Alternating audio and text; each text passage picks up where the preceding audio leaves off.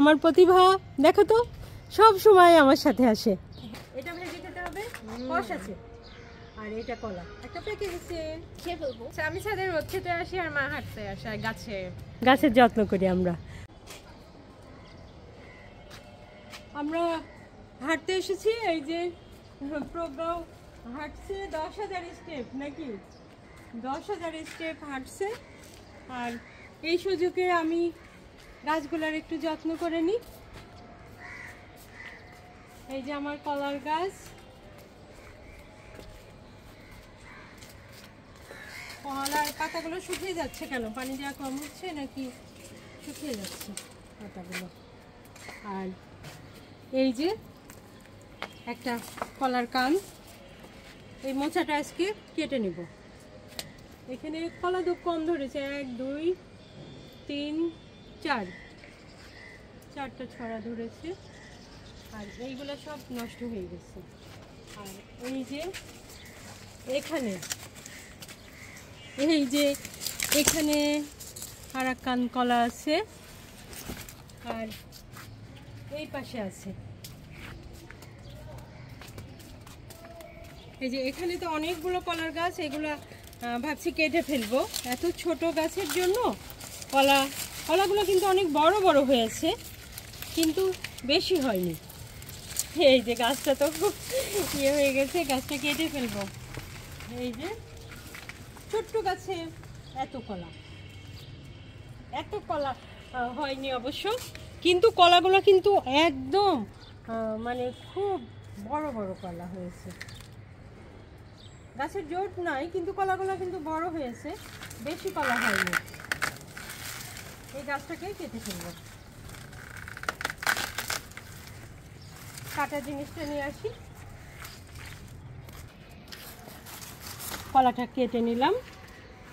এই যে কলা, আমার গাছের কলা। ও এখানে কষ পড়ছে, এইভাবে রেখে দিতে হবে, কিছু সময় এইভাবে থাক।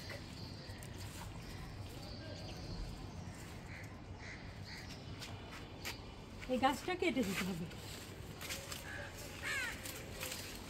এই যে কত ছোট গাছে কলা, গাছটা কিন্তু বড় হয়নি, ওই জন্য কলাও কিন্তু বেশি বড় হয়নি, ছোট গাছ। আর এখানে এই যে পাতাগুলো শুকিয়ে গেছে, সেই পাতাগুলো কেটে দিই।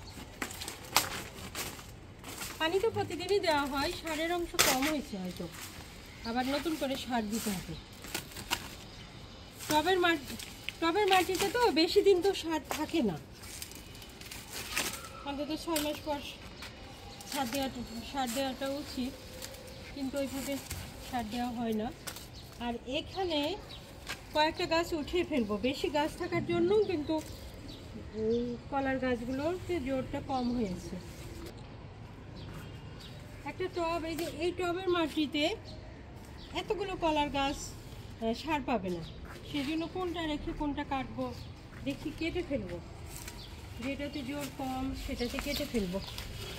এই যে এই গাছটা তো বেশি জোর নয়, এটা কেটে ফেলাটাই ভালো হবে। এটা কেটে দিই।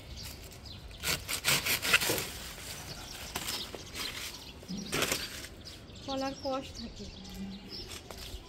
আর এখানেও রাখবো না, এখানেও 2টা কাটবো, কোনটা কাটবো সেটা দেখি, তারপরে কাটবো। আর এই গাছটা কিন্তু এই জামের মধ্যে এখন বর্তমানে একটাই আছে, তাও খুব একটা জোর নয়। এই পাশে সার দিতে হবে।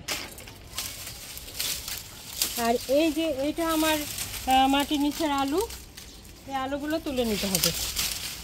এই যে এখানে গাছের গোড়াটা এখনো শুকায়নি অবশ্য, তার তোলার সময় হয়ে গেছে, এখন তুলে নিতে হবে।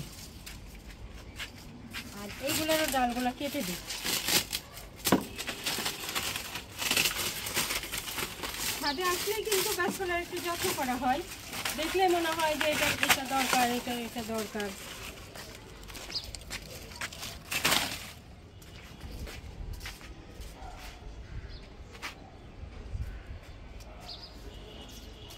এই ডালটাও শুকায় দেবে।